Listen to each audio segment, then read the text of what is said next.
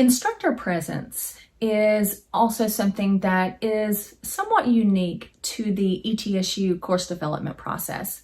I'm sure in the QM rubric as well as the OLC scorecard, they do both include elements of instructor presence and using the interactive or interaction triangle that we'll talk about in the next lesson. But here, what I'm talking about is situating yourself as a present and interactive figure. And so I talk about this a lot with my developers, and I felt like it was important to add in this guide. I want to encourage you to situate yourself as an active participant in your course. Think about the attendance and participation section of your syllabus. What are your expectations for student attendance and participation in the online environment? And if you notice, it's a little bit nebulous. You have to kind of define all of those not as obvious things, okay? And so when we're talking about instructor presence, how are you depositing yourself and your personality into this course?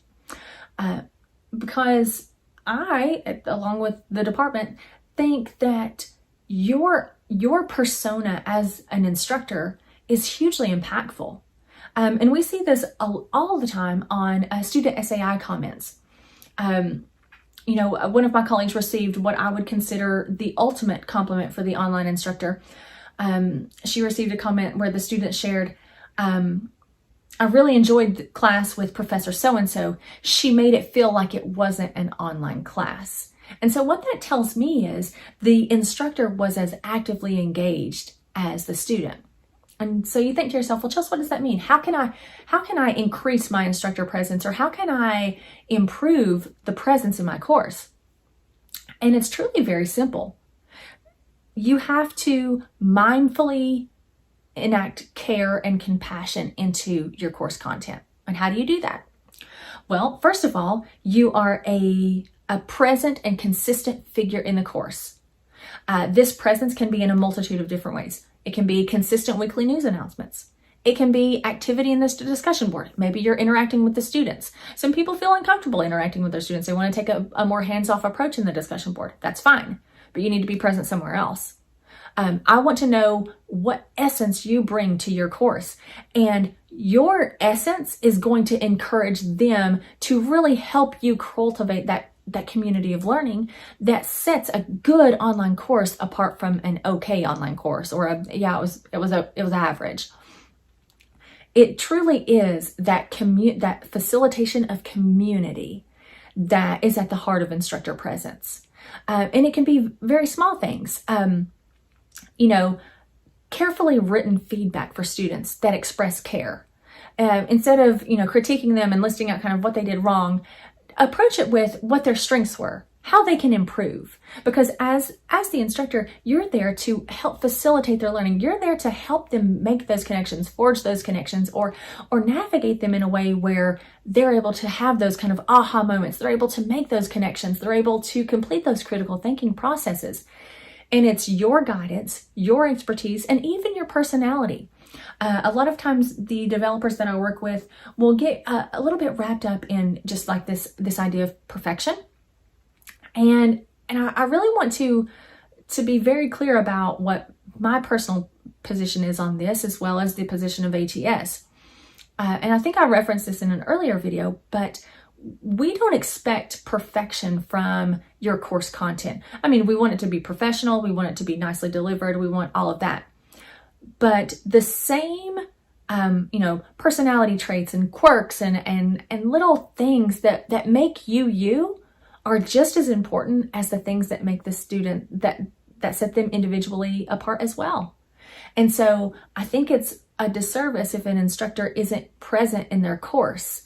So how can we create that presence? Like I said, the weekly news announcements, creating this instructor content. It can feel awkward at times. Some instructors are very uncomfortable with being on camera. To those people, I say, I totally respect that. I want you to do whatever you feel comfortable with. Whatever modality is most comfortable for you to communicate, I want you to champion that. But I don't want you to take it out just because you don't want to be on camera. I want you to instead situate yourself so that you can truly give your students an idea about who you are as a person, who you are as a scholar, who you are as a subject matter expert. Because the fact of the matter is, you were identified as the expert in that field. You either are a working professional in the field and teaching for us, you are a scholar or an academic subject matter expert in that particular discipline, and you have something valuable and you are valuable. And I want you to really try to articulate that value throughout your class in whatever medium you feel most comfortable with. Earlier in this resource guide, we have given you a plethora of technology resources. If video is not your thing, okay, do audio podcasts. If audio and video aren't your thing, okay, well, let's talk about interactive learning guides that create opportunities for your students to practice. But you can still have that conversational tone with them. Your approachability is very important.